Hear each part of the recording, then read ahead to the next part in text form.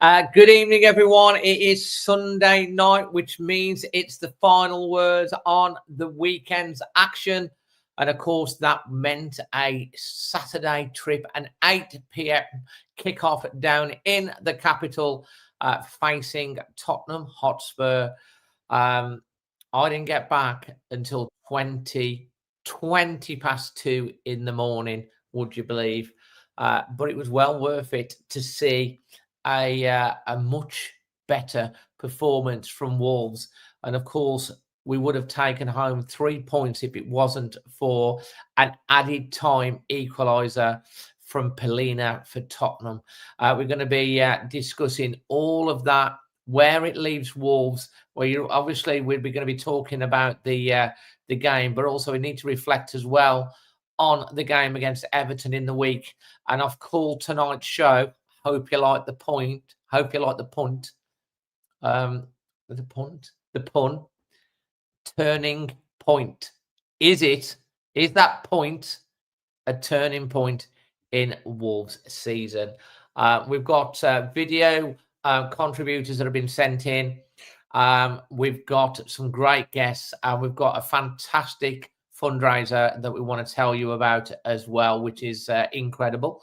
And we've got loads more in between. So without any further ado, let's bring on to the show the golden girl herself. Lucy, how are you feeling?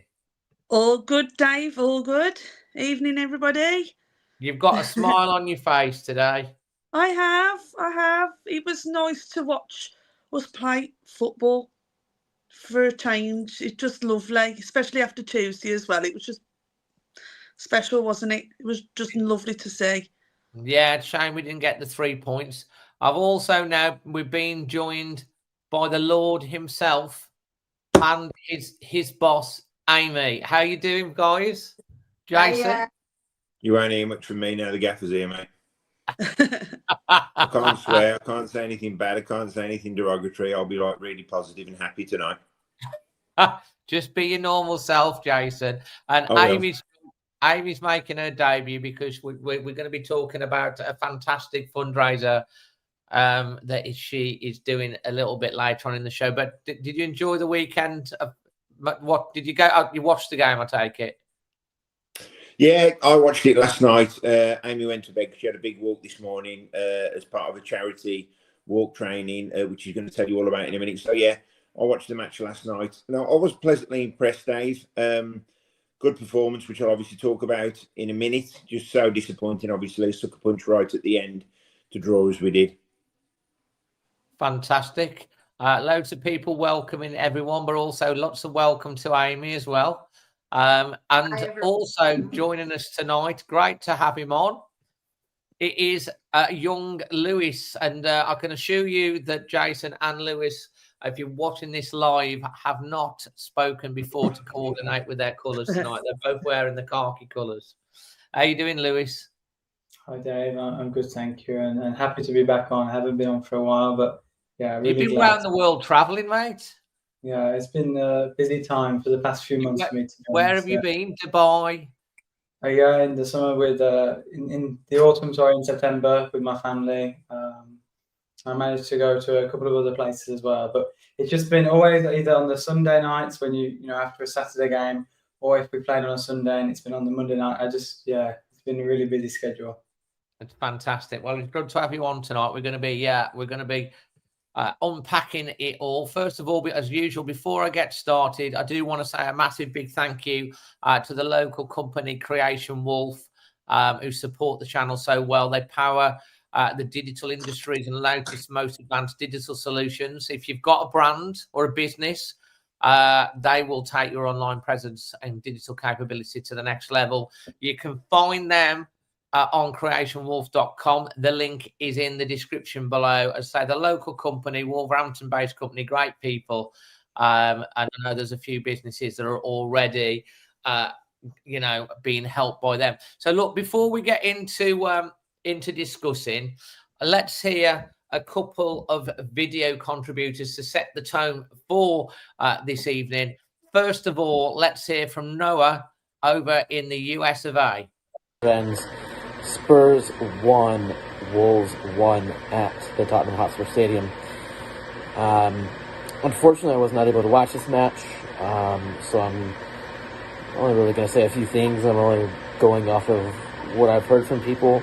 I mean, I saw both the goals that were scored on social media. We finally scored from a corner. You know, it felt like it's been forever for that. So, you know, I think overall, from what I can gather, the general consensus is that Wolves, you know, played a very well fought game. It was a battling result, really, from what I can tell. Some people are even saying that we, you know, deserved the 3 points, and that while Spurs deserved the goal, we deserved 3 points. So, the goal we conceded, of course, yeah, I mean, it's a great strike. Could we have defended it better? Probably. You know, I also hear that we came under a lot of pressure from Spurs towards the end of the match, which is kind of to be expected. You know, for the fact that we're trying to defend the lead and whatever. It is a bit disappointing that we were able to see it out for 3 points. But in general, what I can take away from this is, from what people have been saying, that's the identity that, you know, us fans, and I think what Vitor wants us to play with. So I think in the end, it is a good building block, hopefully, to really kind of get the season going and underway, really. Hopefully. Fingers crossed. So yeah. Anyways, try to enjoy the rest of the weekend, guys. We finally have a point on the board. We're not going to end with 0 points. Also, you know, when it was 1-0 in the 90th minute, I thought to myself, well, you know, if Wolves are going to win their first match and I'm not able to watch it, do I just never watch a Wolves match again and we win every match? Anyways, yeah, so anyways, try and enjoy the rest of your weekend, guys, and always Wolves. For someone that weren't going to talk very long and watch the match, he had a lot to say then, no, didn't he? Let's hear from New York Dave. David New York Wolves here, coming to you from home, actually, shockingly enough. A beautiful day here in Connecticut. Morning after the Spurs match, we needed those extra 2 points, didn't we? And we deserved them, the bottom line there.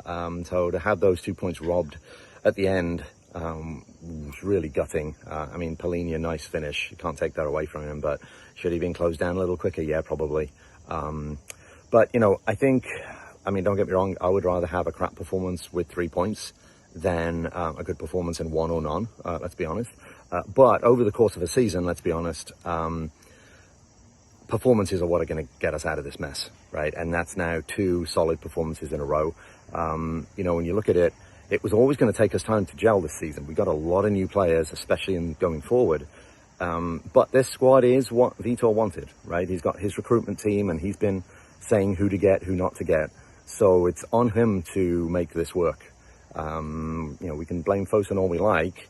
And yeah, maybe they could have opened the purse strings up a bit and they ultimately share some of the blame. But this is on Vitor to turn this around. And honestly, you know, he went to a back four on Tuesday. We played well. And then he stuck with it. He made some big changes Tuesday. Johnston coming in, Krejci and Santi at the back, Doc coming in. That's with some brave moves and he stuck with it. So well done. We just got to keep those performances up. And I'm confident it'll turn into points, which we need sooner than later. Let's not kid ourselves. The teams above us starting to pick up points. You know, Villa are winning today. West Ham now, we've got Nuno. We know they're going to move up the table, so we need to start picking up points to keep pace. So we're not out of the woods yet, but, you know, solid performances are the foundation of a good team. So looks like we're starting to get there. I thought Krejci is looking like a heck of a player, isn't he? He did well. Johnson did well. I thought Andre did superb coming into Bellegarde. I think that was a smart move. So positive signs. But again, we need points. On the negative, obviously, 2 points down the drain, which we really need. And Agba, there was one point like late in the second half after he came on, he messed up a pass to himself. He was sort of on the left of defence, and at first I looked and I thought there must have been a player there that he'd seen that he was trying to pass to him, but no, he would just, and if he went to control the ball or do something fancy with it, and he just kicked it out of play. So I don't know what is going on with him, but I'm glad Vitor dropped him. He needs some time out of the side to get his head straight, because he was a beast last year. He always had a little bit of a mistake in him and, an errant pass. But the rest of the time he was solid, and now he's just doing more of the errant pass thing and not any of the solid thing, which we need to flip that around. But other than that, it's going to take a while for us to gel, right? And that was a point. We're off the mark. We stopped the losing streak, and now we can build on that. 2 good performances, and let's take that and turn it into a win next weekend. So, up the Wolves. So there you are, some initial opinions to get us off. Jason, let's kick off with you on the back of all of that. What's your take? What points do you want to make? So obviously it was always going to be a difficult match to go into. Spurs away. Obviously they've got a new manager, big stadium to go to. We've lost 5 on the bounce. Yes, we did win in the week in the League Cup, which was clearly proved a bit of a springboard. So for me, it was the game of 2 halves, Dave. First half, we was under a bit of pressure, especially coming down the right. Kudus, obviously hell of a player, caused us a lot of problems. But in saying that, we dealt with it very well. I thought the defence. Yesterday was clearly the best we've seen all season. Sam Johnston as well. Sam Johnston, it's the right choice to bring him in instead of Jose Sarr. These are big decisions that need to be made by managers, and this is what makes or breaks them. So the fact that he's brought in Sam Johnston is a massive, massive call. On top of that as well, Dave, players like Doherty. Doherty's been called into the fray. He hasn't really featured too much in the first few matches. He's come in and he's played really, really well. I was disappointed to see him go off, and this is why I want to come on to the second half. Do you think that was because he was on a yellow? Well, possibly, yeah. Like the same as Joe Gomez. They were both on yellows. So, yes, I'd imagine it was obviously, in the past, Victor has kept people on the pitch, then they've got sent off. So I think maybe that's something to do with the yellow card, I think, potentially. Absolutely. But then the worrying thing is when your defence is playing well and they're playing with confidence, which there was yesterday, when you start making changes, especially early doors in the second half or at half time, it can upset the balance. Now, the second half going forward, obviously, we looked like the dominant team. We looked like the team pushing for the goal, and it was pretty much one-way traffic. If you look at it, a lot of the action, the whole game was down. Well, I was watching it on TV, so it was all down the one end. But it was the fragilities in the defence started exposing themselves again once he changed it round. Now, your man had a great point then with Agbadou. Agbadou is playing. He's clearly putting a lot of pressure on himself, and he's not playing certainly anywhere near his level that he created last season, and he's playing without confidence. Now, when we're 0-0 away at Spurs, for me, there is no need to bring him into it because, once again, he's playing without confidence. You need, we should have kept the defence in that shape that we had for as long as we could. We was doing really, really well. You can't, there's no one specifically to blame on the goal. Talking our goal, that was coming. We was putting some attacks and not dangerous attacks, but we did keep threatening the goal. And then, listen, it wasn't the cleanest of finishes. It's certainly not going to get goal of the season. Mate, from where we were at the other end of the pitch. It was kind of like, and I was on the front row. It was like, has that gone in? It was kind of like there was a delayed reaction. It was kind of like... If you look at Santi Bueno, one of his stats was in the second half, he had the most touches in the box for a Wolves player. That's because it took him 3 touches to get it in the back of the net. Now, but listen, at this stage, Dave, it doesn't matter whether it comes off his arse, his ear, his elbow. We don't care. We're not looking for, we're not looking to We're certainly not looking for too much at the minute, but it was so positive, and I genuinely thought we was going to hold on to the lead, and then come the 95th minute, I'm doing my positive tweet as I normally do, about to press send, and then obviously Spurs equalised completely against the run of play, by the way. And then what you've got, it feels like a defeat. It's not a defeat, but it feels like a defeat because we got 3 points, and then all of a sudden 2 points took out of our hands. But at this stage, Dave, clearly we're going to take a point. One of the players, I went in on a couple of plays yesterday, especially in the first half. I'll talk about the first one, Hwang. I mean, we talk about confidence in Agbadu. Hwang is a player seriously low on confidence. Now, you've only got to look at we feel like we're carrying him. He feel like he's being carried when he's on the pitch. And, you know, we've seen what he can do. He does look low on confidence, but he just feels like he's a passenger at the moment. Absolutely. When he's playing. And you know what, right, Dave? You're quite right. We've seen what he can do. And we've seen Hwang can be, a lethal player. He's very skillful. He knows where the back of the net is. He's very composed and calm in front of goal as well. And that's very important in the Premier League, that we don't snatch at chances, because the chances come few and far between. With Hwang, the worrying thing is this is a player seriously out of form. We've seen his form from 12 yards from the spot, for God's sake. He's seriously out of form. And we do feel like we're carrying him. And, the amount of times he was struggling to make a 10 to 15 yard pass to feet. And that's on confidence. That's not because the player can't do it. That's on confidence. Another player I was critical of was John Arias. And he hasn't really done it for me, let's be honest. I mean, and a few fans were coming at me last night saying, I don't agree with you. Now, the second half was different to his first half. His first half, Dave, he was, I wouldn't say so much a passenger, but he certainly wasn't pulling up trees. And bearing in mind, we're a side that's played 5, lost 5. So, I think it was a fair point to criticise him that he hasn't really done much. But his second half was clearly the best in the Wolves shirt. Now, I understand that when you bring players, and especially from abroad, it's going to take X amount of games for them to gel. But we haven't got that time to wait. We're not a mid-table side. We're not a side at the top half of the division. We are a side rooted at the bottom, played 5, lost 5, and we haven't got that time. However, I did see glimpses yesterday from Arias, especially in the second half, that he could be a special player. He did get man of the match.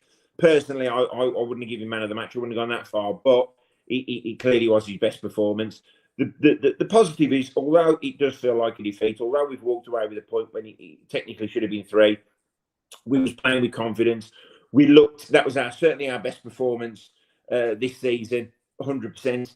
Attacking wise, I thought that we looked more of a threat than we certainly have done. So there's definitely something to build on. Bearing in mind, Tottenham Hotspur is a very, very difficult place to go. But in the end, would we have took a point before the match? 100%. So we'll certainly take it after. Mate, there's some fantastic points that you've made there. Lots of great points.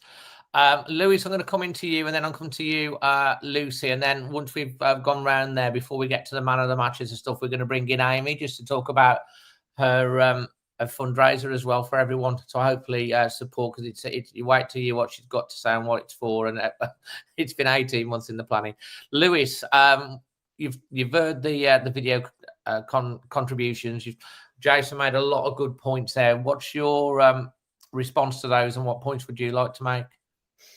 Yeah, I think I was very happy with the game, Dave. I think in comparison to what we've seen since the start of the season, you can't really be unhappy. Obviously, you're not 100% happy because we didn't win, but we were really good. But I really liked about the performance yesterday, especially in the context of the game against Everton as well. I saw a lot of continuity between those two games, which is really important, because in the 4 or 5 games prior to that, it didn't seem like I could see what the team was trying to do across more than one game. It's like this was the plan for one game, and then the next game would be very different. But I actually understood what Vitor was trying to do this season after looking at the Everton game and the Tottenham game, because I saw lots of similarities, which was really good and really important. I was glad when I saw the team, because I think he did the right thing to keep a team that played well against Everton. Apart from obviously the one change, I think it was Strand Larsen who came in, I think.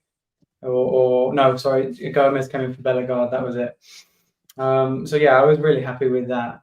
I thought we played so well for, we attacked when we had our chances. It's always tough to attack against Tottenham. I think Thomas Frank has done a really good job at making Tottenham much more solid and hard to play against in comparison to last year, because there's much more structure in comparison. So we had our chance from the corner, and we did well to score. I was glad we scored as well, obviously. And then I think it was a shame, obviously, at the end with Polina's goal, because we did so well. We hung on, but I think there were just a couple of errors that cost us. I think the big one for me was taking Arias off. And I can understand the Vitor's reasoning behind, because if you imagine put another defender on to help stop the shot and stop the crosses coming in. But there's also the argument, and I think this is where you saw the benefit of having a striker on the pitch, someone like Arias. He took players with him for Tottenham. He pushed them further up the pitch, and he had someone to aim at. I know we had Tolo on the pitch too, but if you have two of them, both Tolo and John Arias on the pitch at that time, we have a much more dangerous counter-attack. And Tottenham are aware of that. When Tolo's on his own, I think he came on and he had a couple of okay moments, but a couple of his touches were quite loose, I thought, yesterday. And maybe Tottenham are thinking, well, we're losing. His touches isn't great, maybe we'll really go for it. Whereas if Arias is on the pitch, I think that they just stay a bit more restrictive. And I think the goal is a really good finish. But I think you could see just how tired Manetti was. On the TV when I was watching it, the camera came just out to the bottom left-hand side of the pitch if you're watching it on the TV. And Manetti is defending against Tell, who'd got subbed on for Tottenham. And you can see he's just half a second too slow. He just tries to tackle him and he just misses it. And then by the time he can get back into his position in the midfield, the ball's already with Polina, and it's a great goal. But yeah, I think if everybody was asked before the game, will you take a 1-1 draw? For sure we would take it. But it's just that disappointment that how close we were to taking the 3 points. Mate, absolutely fantastic points. I love the point that you make about the John Arias. I thought like what Jason said, his second half was really good. And there's a lot of thought, isn't there, when you're holding on to a lead, you put an extra defender on, but that just invites pressure after pressure after pressure. And how many late goals there's been in the Premier League? If you've got an outlet, then they might not commit an extra player or two, and that could be the difference. Or if we can catch them on a break because we've got the pace. So it's a really, really good point. I think the point you made about Manetti being tired. I mean, yeah, he always runs his heart out, but you're going to get tired. And if they brought someone on with fresh legs and stuff like that, that's a little bit sharper, a little bit fresher in the Premier League. A split second is the difference, isn't it? Now, Joe Polina, I mean, we were in for him, weren't we, before he went for Fulham? We could, in fact, I think, had we had triggered the buy clause, we could have had him. He has turned out to be one hell of a player, and his shot was very instinctive. I mean, Johnson had an absolutely fantastic game, made 2 really good saves, 1 point blank. He was coming and punching, he was commanding his area, his distribution was great. He's got the shirt and he's playing really well, and he dived full length to try and save it, but he was just right in the corner, and it was a great finish. And sometimes you just have to tip your cap and go, do you know what? That's a really, really good shot, but it was a sickener at the time. But we'll come more into that in a minute. Lucy, over to you now to add a little bit more icing to the cake on all of that. You've heard everything was to say. What would you like? You come back on all of that, and what would you like to add? Well, how can I follow that? Because the boys have hit the nail on the head. It was just a really good game. They played as a team. The passing was so much better. I think he's found his team. I've got to say, I think he has found his team. Apart from Wang, he's just such a letdown. I can't watch him. He drives me insane. He's passing. He doesn't run for the ball. He just stands there. He did the same on Tuesday night. He's just so frustrating. The amount of times I shouted in the crowd, just get him off, because he's just. What does he do? He doesn't bring anything to the team, and it's a shame because we know he can play well. He just doesn't do it in this team, unfortunately. These new set of players play so much better when he's not on the pitch. He doesn't need to be there. Get Rodrigo on. Rodrigo Gomez is superb. I love him. He's nippy. He's constantly chasing the ball. He's tenacious. Is the word you're looking for. It's just that. All right. I'm not a dictionary. It's the word you're looking for, and it's tenacious. That was the word. Yeah. He's just constant. You don't see that with Wang, and I think now it's the time for people to realise he just shouldn't be on the pitch. Put him on the bench and leave him there. Well, I think. But otherwise, I thought it was a fantastic game. Really, really happy. Just gutted at the end. Absolutely gutted. But where did 5 minutes come from? Substitutions. There's a couple of delays in play. The restart, checking VAR after the goals, things like that. It all meant. I mean, we've been seeing in previous years, 8, 9, 10 minutes. So 5, I was quite happy with 5. But actually, they ended up playing like 7 or 8 in the end. But the point, it's a thing with Channy, because all the managers keep seeming to play him, so he must be doing great guns in training. But maybe it's that we don't have a lot of other options. We're going to come back and circle around and cover all this, and then go on to. And then we're going to go on to man of the match, performance rating, and all of that. But let's bring Amy in now, because she's waited patiently. And now there's over 500 watching. Please give Amy a couple of minutes. If you can just pull forward so everyone can see you, Amy. Get a bit closer to the camera. There we go. Yeah. And do you want to just tell everyone about this fundraiser that you're doing? I'm just going to post it up on the. I'm going to just put it up on the screen for everyone to see, and then you can tell everyone about it, because it is fantastic what you're doing. You've already raised £30,000 towards £35,000 target, and it's called the Camels Fundraiser for Acorns Children's Hospice Trust. And there you are with all the girls. I think 1, 2, 3, 4, 5, 6, 7, 8. There's 9 of you that are going in October. Do you want to tell everyone about it? And if anyone can help support, great. So there are 9 of us, 9 of my friends. I've recruited to go on a little walk across the Sahara Desert. So for those of you that don't know, Jason and I have got a daughter who's named Olivia, who's profoundly disabled, and she receives respite care at Acorns Children's Hospice in Warsaw. And this is just a little way of giving something back to them. Children's hospices are not government funded. They receive like a third of their budget from the government. So the rest of their budget comes from charitable giving. So without events such as our Sahara Trek, they just wouldn't be in existence. So there's actually 14 of us going. 9 of the girls on that page are my friends. We're going on the 18th of October. We are trekking for 4 days across the Sahara Desert. And then we do 2 days charity work in Marrakesh. And then we fly home. But every penny genuinely makes a difference. Jason and I see it firsthand with the care that Acorns deliver to Olivia. Because Olivia's complexities, we can't just get a babysitter in for babysitting or whatever, because she requires nursing care.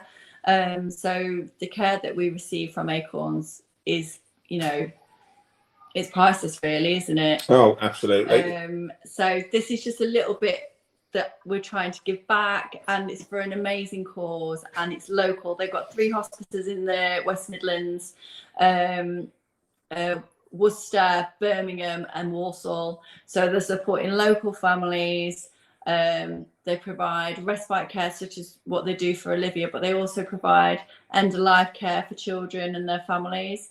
So obviously it's something that is super important and absolutely needs to be funded. Absolutely. Now I'm just gonna put the link on there. I'm going to read it out as well for anyone that's listening on the podcast. The link is justgiving.com/page/camels-do-the-Sahara. I just say it's all going towards Acorns Children's Hospital Trust. Now, can you just tell us a little bit more about the actual challenge itself, in terms of like what you're going to have to go through whilst you're over there? Because I remember going to Jason's birthday party. It was about 18 months ago. You first told me, and I said, when we come up to the date, when you do it, we'll get you on. And I remember you telling me, and I was like, blooming hell. So tell everyone what you're going to be doing. It's going to be super hot. It's going to be around about 45, 48 degrees. And we are trekking for 4 days, 3 nights camping in the desert. We're led by I don't know actually what the correct term is for we did barbers. read it the other day. Berbers, not barbers. They cut hair. Berbers that are going to guide us through the desert so that we obviously don't get lost. And so we'll be going to be walking. We're doing around about 50 kilometers. He'd like me to get lost. 5 kilometers on the first day, 20 kilometers on the second day, 20 kilometers on the third day, and then 5 kilometers on the fourth day. Now, it doesn't actually sound like a great distance, but in 45-degree heat, carrying your own kit across sand dunes, rocky riverbeds, it's not going to be flat. It's going to be up and down, and the heat itself is a huge challenge. So it's going to be quite difficult, to say the least. And I'm quite a fit person, you know me, Dave. I run, I do all different kinds of stuff. But for me, this is massively out of my comfort zone. I'm a little bit scared. And I want to say as well. Yeah. Sorry, I just wanted to jump in there with regards to the fundraising. Amy's been brilliant. I'm quite prevalent on social media with the fundraising, but Amy's, Amy and the camels, as we call them, raised. I know the camels, yeah. But whatever you do, Jason, don't give her the hump, will you? Oh. With them. Like one of your jokes, that, Jay. Well, yeah, I was actually going to use that in a minute. But I'll be completely honest, Dave, that this fundraising is down to them. And originally they'd set out to raise 20,000, and then it's gone up to 25, 30. Now it's going up to 35. So it wouldn't surprise me at the end of it if they hit £40,000. So there's 9 obviously very committed people. It's a massive challenge, but no one's mentioned that I've got the kids. Maybe I should start just giving, because I've got the kids for being like well, it's great because we've already had we've already had some donations that's just been donated in the last few minutes as well. Wow. And just to talk about Acorns Hospice, Amy's quite right. It's difficult to find babysitters for Olivia because she's scary. You look at her and she does all these funny things. And listen, when we go to Acorns, when she goes to Acorns, it's the only time we can really, really relax, because when she's there, we know she's got sort of 2-to-1 care. She's got great help. And you know what? The way we see is that she's at a spa weekend. So, for example, we went to a wedding the other day and was away for 2 days. Olivia went to Acorns for respite. And let me tell you something, the facilities there are incredible, but they're only incredible because people like you guys keep donating and keeping it open, because it does rely heavily on public funding and public donations. And, it's not means testing for the people that go there. It's there's a lot of terminally ill children there, and the parents do sometimes just need a breather. They need help. They need this specialist, professional, unbelievably supportive help. So, like I say, for Olivia, when she goes there, it's like a 5-star hotel, a spa weekend. We know she's in good hands, but every penny makes a massive difference. We see all the hard work the nurses do. We see the fantastic facilities but it's all done through funding and donations. Fantastic, absolutely. Amy, thank you for coming on. And if you wouldn't mind, maybe when you come back and you're recovered, you can come and we can come and share a few photos from the trip, and hopefully we can get to that incredible target that you're setting yourself at 35,000. You're just over 30,452, and that's an incredible effort to you and all the ladies that are going over to do this. And guys, thank you. Anyone that's chipped in anything tonight or afterwards when you listen to it back or on the podcast, it all goes to a great cause. And if you can, make sure you hit the gift aid on it as well, because that tops up the overall amount as well. Sometimes, Dave, people go, "Oh, I can only afford a £5, I can only afford £2." Let me tell you something, guys. £1, £2, 50 pence. It makes a massive, massive difference. It really does. And it's not about it's not about the amount of the donation. It's about the fact that someone is prepared to even think about doing it to help others. So it's not about the amount, guys. I know it's difficult out there. I'm always out on social media and with my begging bucket. But let me tell you something, guys. It's making a massive difference. It really is. And honestly, thank you. And all your little messages that keep popping up. I'm new to this, so seeing them all popping up on the screen, it's really great to have your nice support. And thank you to everybody. Normally, Amy's going, "You're going on that podcast again." Amy, you keep him entertained. So you can spend all night on here. So now look at her now. Brilliant. Because people are donating. How shallow is she? I'm joking. Seriously, Amy, thank you ever so much for giving up your time to come on. We do wish you the best of luck, and please come on and tell us all about it once you've done it.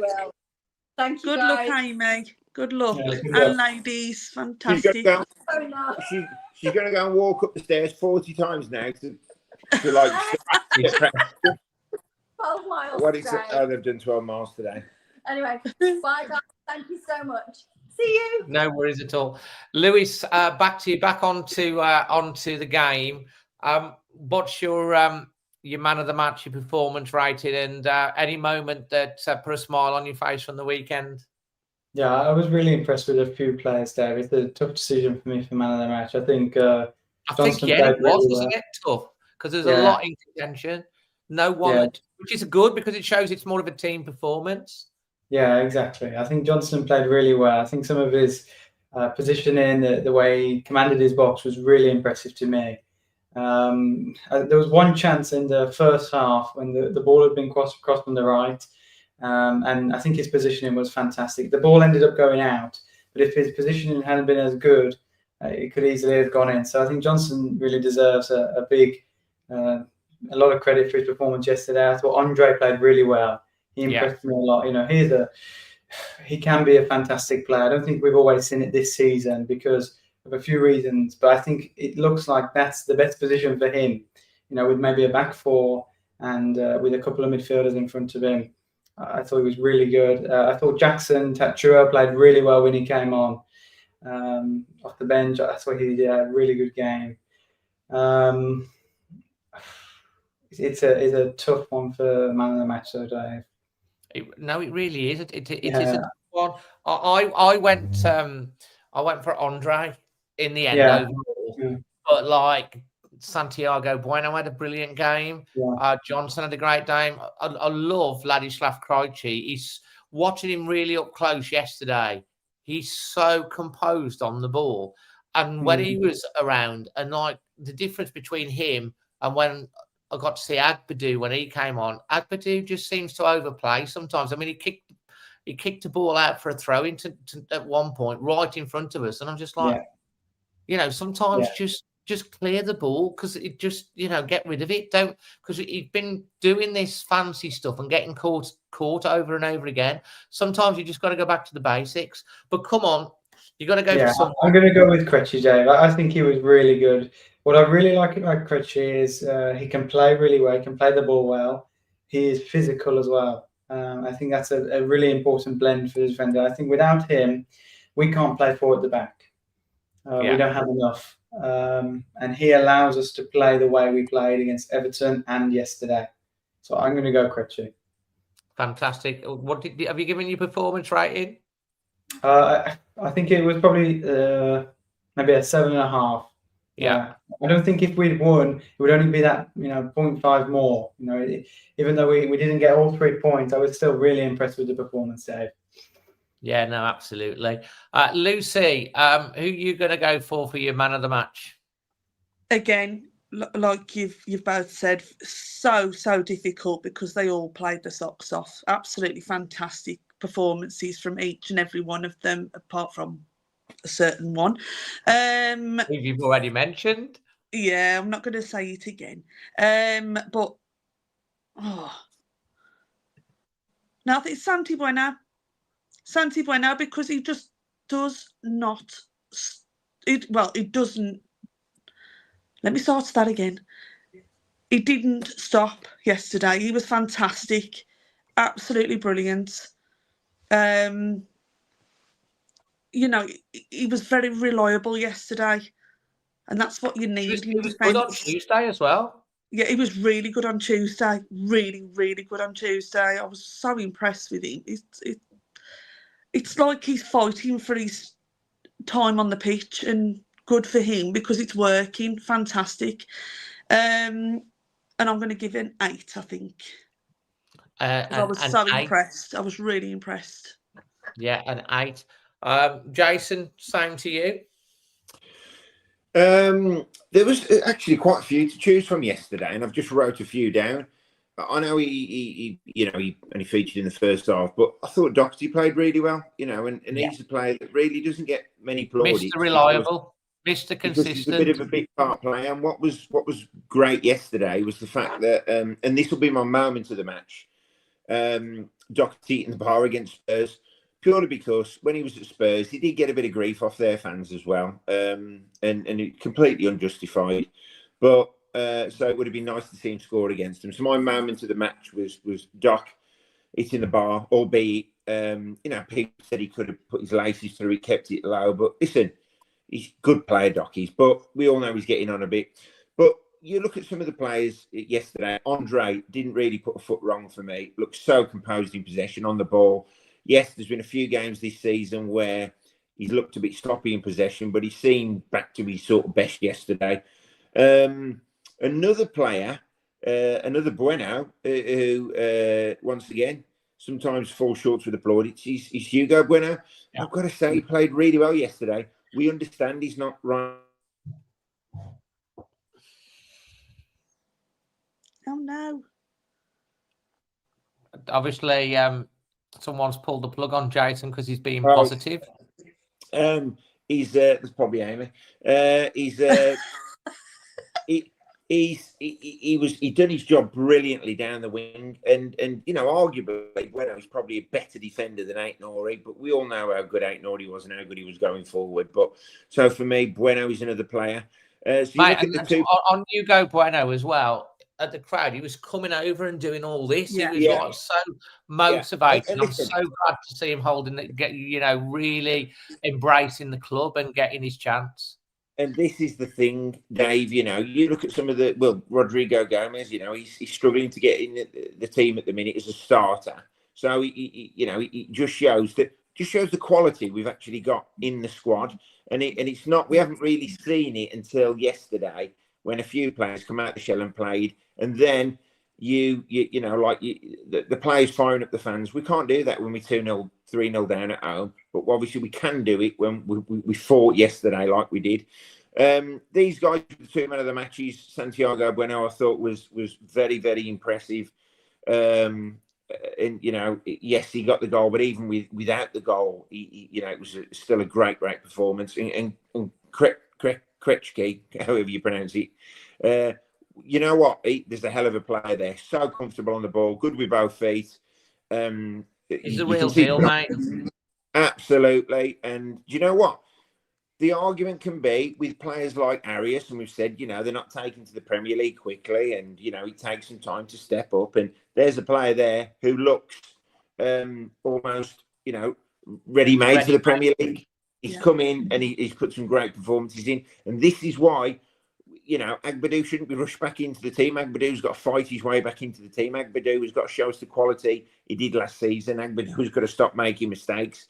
Man of the match for me, once again, bold call by Pereira to bring Sam Johnston in. Johnston was so unfavourable last season on the basis that we couldn't understand why Gary O'Neill had spent £10 million on a goalkeeper. Listen, it's still not justified, but yesterday it was a really, really good, assured performance. Yes, he got beat in the last minute. There won't be anyone more disappointed in that stadium than Sam Johnston. Listen, it was a great finish, by the way. Not many keepers are going to get to them when it's a side-footed place into the corner the way it was. And he was relatively unsighted. But Sam Johnston for me, and you could see he's a humble guy as well. You can see that he doesn't make it about him. He's got a job to do. Even when towards the end of the game, you could see he desperately wanted to keep a clean sheet. So Celtic Rangers just made a point about Tuchua. Once again, he looks so fast going forward, but he reminds me a tiny, tiny bit of Traore in his not any stature, but sometimes he's a little bit too quick for his feet. And I think he got caught out a couple of times yesterday. I'm not criticising him, by the way. I'm just saying he did get caught out a couple of times yesterday, but it was once again an assured performance. But these players know when they get an opportunity, if they want to keep the place in the side, they've got to put these performances in. So the man of the match for me is Sam Johnston. Performance rating, if we'd have held on to 3 points, you're talking 8.5, 9 out of 10. But because we had that sucker punch, and that's exactly what it was right at the end, 7.5 out of 10 for me, Dave. No, all really, really good points, actually. That comes off the match. I am going to look forward in a little bit to Brighton. We're going to start with that now, and then we're going to do a Q&A to finish off the show in a 5 or 10 minutes' time. But you got to give Vitor Pereira, I think, some credit because, like, he has had a bit of stick. He made the changes like what Lewis said. Dave. And if you look at the back three, it's completely changed the Doherty, Santi, and Krejci from what it was, Yerson, Totti, and Agbadou. And they're really stepping up to the plate. I know Sutti has been on here a couple of years ago. He said he talked about Santiago Bueno is going to be one of our main defender in a year or two. And I felt like this week has been a coming of age for Santiago Bueno. He's waited patiently. Johnson's waited patiently. And I think when the manager's talking about, once you've got the shirt, you've got to hold on to it.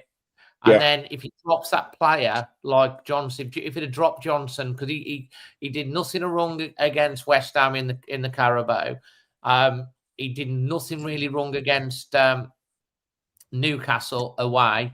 He had a really good night, made one little mistake, but on the whole was really good against Everton in the Cup.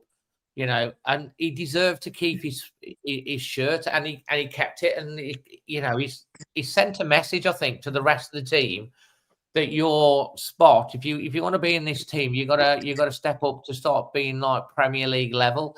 And I was really looking for the game before the game to see Krejci, Andre, and Gomez start in the same team, because I don't think there's been a bit of a falling out with Andre and Vitor Pereira, but like, don't bite your nose off to spite your face, because the one thing that Andre gives you is consistency. He hardly loses the ball ever, and he wheedles out of the danger. He can make things happen.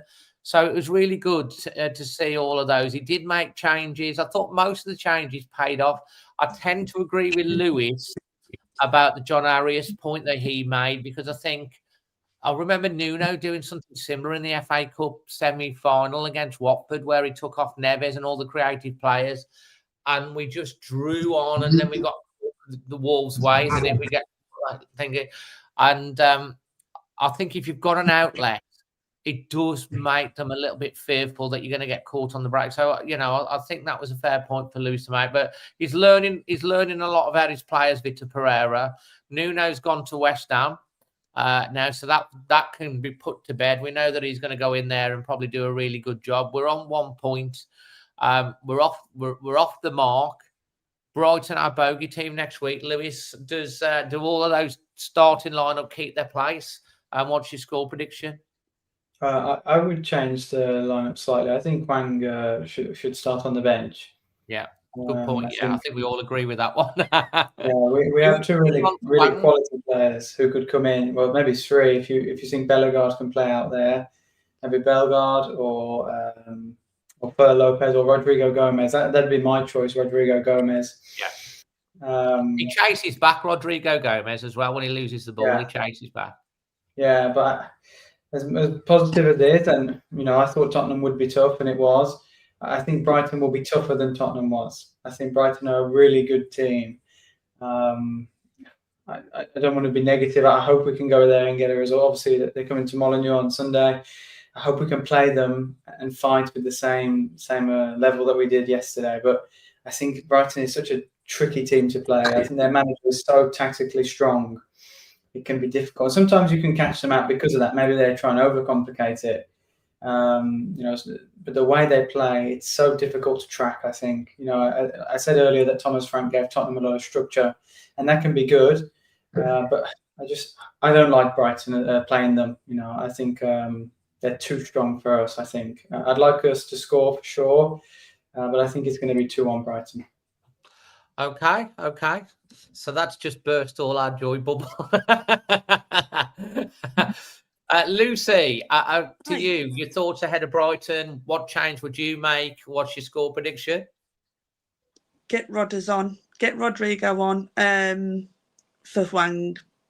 I think we all knew that was coming. Prediction, I think we're going to take something from it. I really do. I think it's about time that we beat them at home. I think 2-0. I can see a 2-0. But keep the rest of the players that we've got now. 2-0, okay. Yeah. Yeah, Jason, what's your take? Well, I wanted to make a point very quickly, Dave. I forgot to make it earlier about the reason I was frustrated with John Arias in the first half was the corners that were struggling to beat the first man. And then I was told or corrected that maybe it was a tactic, flick-ons, etc. But we was really struggling to get past the first man yesterday. Now, if you think about it, in the first half, we had 4 or 5 corners, I believe, and that is a direct cross into the box. And with the big lads we've got in the squad now, from the centre halves and the strikers, Strand Larsen and there's some big lads. I think we've got to make sure that we're hitting it on the penalty spot. When you're playing these, you can't beat the first man. It's not good. Brighton, listen, we've got to go in. We've got to think now. We've beat Everton, or beaten the League Cup. We drew away at Spurs. We've all but won the game up until the last minute, and so we've got to go into Brighton with a bit more confidence, and I think the players are going to have a bit more confidence. So I'm expecting a result like Lucy. What the result will be, I don't know, but I don't think we're going to lose. So I'm going to say we're going to get a 1-0 win. I just think that there's players now really playing for the place. There's players that are they may be coming into form. So I'm going to go for a 1-0 win to Wolves. Fantastic. And we're now coming into the Q&A for the last 5 minutes. So bang some questions, whether it's to Lewis, for Jason, for Lucy. It can be on football or just watch your favourite tipple, whatever, favourite pizza topping. Before you get to that, I do just want to make everyone aware that we have been nominated for the final of the Football Content Awards for 2025. We've been nominated. We've been nominated for Best Podcast. The link is in the description below. So if you want to vote for us, just get voting, everyone. Please vote for us and Always Wolves Fan TV. And we've also been voted for the big one as well, the best individual organisation for creating content, mainly about a specific football club in the Premier League. So that's the really, really big one as well. So we've been voted for best podcast, best club content creator. So if you could vote for us, That would be amazing. I will put the link in the chat. Listen, there's 500 of you that's watching this. If you all voted and keep voting, that would be much appreciated. So if you're listening back on the Dave. Thank you very much. If you're listening back on the podcast, it's the footballcontentawards.com/voting. We're on Best Content Creator Premier League and Best Podcast Premier League. It's free to vote, and you can vote as many times as you want on different devices. So that would be appreciated. And the link is in the description below. So yeah, I've just voted, Dave, for tops of the cop. Who are they? You're an idiot, you are. Yeah, you're an idiot. Oh, so yeah. So look, have we got some questions? Let's have a look at the questions that we've got. Tim Green wants to know panel. Oh, thank you, Jason. Love you, Dave. You didn't know what I voted for. I trust you, mate. Brilliant, Dave. Very well deserved. Much appreciated. Tim Green wants to know, panel. We'll go with you first on this one, Lucy. Would you stick with JLS up front on his own, or play both JLS and Tulu together? I don't know about that one, because I think they both play well individually. I don't know whether they'd be able to play well together. I think I'd prefer Tolu to start over JSL, simply because that first game that he played for us, it was very slow, very I don't know what I'm doing.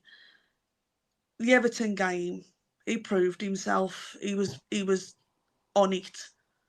So I think I would start him over Jurgen, although I love Jurgen. Fantastic player, absolutely brilliant. But he's very good when he comes off the bench. Yeah. Yeah, I think Jurgen's a lot better when he comes off the bench, to be honest. He just seems more up for it. Okay. Interesting. Lewis, what's your take? I don't think I would play both, because the question is, who do you sacrifice? And maybe you would immediately lean to Wang and say, okay, we could take him out. But I don't think either of Strand Larsen or Tolu would play Wang's role, the position he's in on the left-hand side wide. They're both central strikers. They need to be in the centre of the pitch. So then we have to change the formation to adapt to that. And I don't think it's smart to change when we're playing well for the first time this season. I also don't think that they can play really well together. I think they're really similar players. You could see when Tolu came up, he tried to hold the ball up well. He tried to, and that's also similar to what Strand Larsen tries to do lots of the time. I think when you play with two strikers, it's nice to have opposites. Somebody playing with Strand Larsen, you'd like him to maybe be a bit quicker, a technical player. I don't really think Tolu is that. And I don't know. I'm not sure if I'd change it yet. I think Strand Larsen didn't have the best game yesterday, but I wouldn't mess there, I don't think, for me. Fair flag. Jason, you got any take on that? Yeah, they are two very similar players. I mean, it'd be like playing two 5'5" players up front. You've got two really big lads up front, so they are similar in the way they, they're not. How can I put it? They're not the sort of strikers that run at defences. They are players that sort of play at the last man. They're players that make themselves busy in the box. So it is quite difficult to play them together. However, it will work in some games, especially when we're 1-0 up. And which yesterday, if we'd have had two big men up front holding the ball up, that makes a massive difference. Great point by Lewis there earlier. For me, they are very, very similar players. Out the two, it's a no-brainer. It's Strand Larsen, and I'm just saying that because Strand Larsen, for me, he's a very, very good player. And Tolu, he does need game time. He does need opportunities. You know, in his first game, he looked quite cumbersome. Against Everton, that was a quality finish, by the way, because it's so easy when you want to get your first goal for the club, you're bearing down on goal at the time. Yeah. To put your absolute laces through it and try and take the net off and make a hash of it, but he didn't. He stayed calm and composed and just chipped it over the keeper, and it was a great finish. So, you know, in closing to the question, I can't see them playing together. There is going to be matches where they do, but the argument could have been Tolly was already lined up to be Strand Larsen's replacement when Strand Larsen was potentially possibly going. You know, if Newcastle had broke the bank with an offer, he could have gone. So, yeah, Strand Larsen for me. Interesting. I don't think Larsen was ever going to go. Personally, I think there was rumours, but I just don't think. If they put 80 million bid in, he's going. Yeah, but realistically, I don't think he was ever going to. I don't think it was ever going to. I think he'd been bought to play alongside him and with him. I think it'd be interesting when they're both fully fit to see them playing together with John Arias in the pocket just behind. I think he's somewhere where he's played before. So I just don't think at the moment they can play together because they're both Jurgen Strand Larsen's coming back from injury. Yeah, he's getting more and more minutes. And Tulu, you know, he's not fully fit. I think when they're both fully match fit, it'll be interesting to see at a point whether it's as an option to have them both on the pitch. I certainly think they're both good strikers. I like Tulu. I think he holds the ball up. I think he's strong. I think he wins a lot of headers. We can see that he's got a finish on him. But in yesterday's game, when he came on, we were on the back foot a little bit, and I think that refers back to Lewis's point because he didn't have anyone around him at that point really to link up with, and he's a good link up player. So it's a good question. That one is. It's this one that keeps coming up every load. So very, very quick answer to all of you, just because it's an interesting one to answer right at this point of the season, 6 games in, with how the newly promoted teams are doing. Lucy, Jade, who do you think's going down? It's early days, but as the table stands where we're at the moment, what's your shout? Oh, I don't know. I can't answer that because it's too early to say. At the end of the day, it could be us, but I can't see. I seriously don't think that we will. I think, like you've said, it's the turning point now. I hope so. We'll start getting those points on the board. It's a tough one to call right now. It is. It's really. It's too early. It's too early. So I can't answer it. Sorry, I think that's a fair answer. Jason, have you or Lewis, have you got anything you want to add into that? I'll go quickly, Lewis, so you can think about it. Because it's quite a tough question. I think Brentford will get dragged into it at some point. Yeah. Only because of the quality they've sold, and they've got an unproven manager. And Keith Andrews played for West Brom, so I hope he goes down. Don't care if he played for Wolves. Burnley, it's always difficult for the teams that have come up. See, the thing is, we could say we would have, if Sunderland had lost 2 or 3 games, we'd have been saying Sunderland, but because they've had such a good start, they're not in our minds. Top 4. But if you're looking 6 games in, you've got to look. One team I would love to go down, and I mean love, and it's not even Villa. It is, and it's not Nottingham Forest. It's Notts Forest, because they hate being called Notts Forest. That's the start. You type Notts Forest in, you watch how quickly your phone blows up. Notts Forest.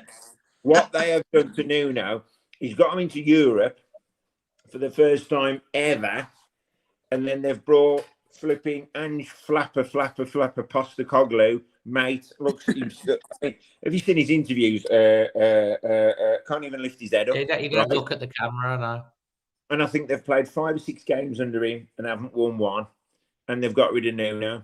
And Mary Carney, the owner's going, oh yeah, we always win games. We're winners. We want to get a manager who I just hope they go down. And when he wins a trophy in his 2nd season, I hope he gets them promoted for the Championship of Champions. To be fair, mate, there's Wolfie from Forest Fan TV. I said to him when it happened, he was saying, "Oh, we deserve to go," and I'm like, "You watch what happens to Forest. Good. You watch what happens to Forest now." And I sent him a message yesterday after they lost 1-0 to Sunderland. I went, "Told you." It's like Be careful what you wish for. Be careful what you wish for, because Exactly let me right. tell you something. Nuno, to get a club like Forest into Europe, bearing in mind when he took over that club, I believe there was 16th, 17th, maybe in a relegation position. He's then took them into Europe, an unfashionable team such as Nottingham Forest, and he's the way he gets rewarded is getting the sack. But listen, it's no skin off Nuno's nose. He's got a payout. He's now at West Ham. It's business as usual. He's a big boy. Absolutely. Lewis, a quick one on you. You had a chance to have a quick think. Yeah, I think Burnley for me will go down. At the minute, they look okay because they have a really good player, Jadon Anthony, playing very well. He used to be at Bournemouth. But I think if his form drops, they will drop. I don't really see so much else there. I think West Ham and Forest. You know, Dave, how much I love Nuno as a manager, but I don't think that is the right choice for him. I think that the way West Ham want to play does not match with what Nuno wants. You know, David Moyes won the Conference League with West Ham and had a really successful Europa League campaign with them, and he still got sacked because he was playing poor football. They went to Graham Potter, who plays more attractive football because of Brighton and Chelsea. Now they've had to go back to Nuno because it doesn't work. So Nuno might win games, but the moment they maybe lose 2 or 3, it will turn for him. And I really expect him to be blamed, for their issues that they will face. And I think he'll be sacked really quickly. So I think West Ham will go down, and Forest for the same reason. They had a fantastic manager with Nuno, the best they could probably have got at the time they appointed him. And yeah, the manager they replaced him with, Postecoglou, I don't think he has the fight for that kind of team. I think he's a bigger team manager. Like at Tottenham, I think he won the conference, the Europa League, obviously last summer. But when you're in the relegation zone and you're in and around it, and you have to be a fighter and a scrapper, I don't think that's him as a manager. And I think you'll find it really tough when Marinakis starts to demand results. And I don't know who they're going to appoint when they sack him either. So I think that those 3 teams. Potter. I think that's a really good answer. Yeah. I have got one final question that we're going to finish on, which is quite a good one. We'll start with Lucy. Again, if you could go for a point with any player, who would it be and why, Lucy? Oh, every single one of them. But for me, Rodrigo Gomez, he just seems like such a happy little chap. He really does. I can imagine him lighting up a room, and his smile would be beaming. Rodrigo Gomez, just a lovely, lovely lad. He's so enthusiastic. I do love that about Rodrigo. Jason?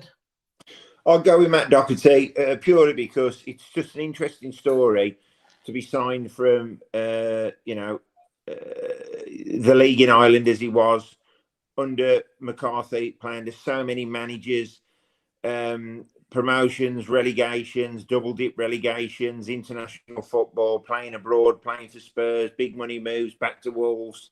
It's such a great story. And if you remember early doors with Doherty, he was a bit overweight as well. He was, and then all of a sudden, a bit like me, all of a sudden he had, no, he wasn't as big as me. All of a sudden he just almost transformed himself, and he must have been on the Manjaro because he lost that much timber, and he looked lean. And to be honest, that saved his career. And, I'd like to speak to him about the longevity of his career, coming back to Wolves, the differences, playing under McCarthy, and then all of a sudden you're playing under Nuno in Europe. What a story. Mate, and he's one of few players that have done over, that is in the Hall of Fame for over 300 appearances for our club as well. Amazing. Incredible. Amazing. Lewis? I think Totti, Dave. I think he's quite a cool guy. I think his personality, I don't know, the way, like the clothes he wears, I think he's a cool person. So I'd say Totti. Great show. Guys, thank you ever so much. Problem is, none of these players even drink, Dave. I mean, you'd be literally drinking. You'd be drinking tea with Tolly, wouldn't you? Whatever he does. I'm fine. I love my cups of tea. Guys, thanks ever so much for joining us tonight. It's been a great show. Thanks to Lucy, Jason, Lewis, all the contributions in the chat. Much appreciated. Make sure you do support Amy with her fundraising, and also please vote for us on the best podcast and best Premier League content creator. Until the next one, from all of us, always Wolves. Always Wolves. Bye.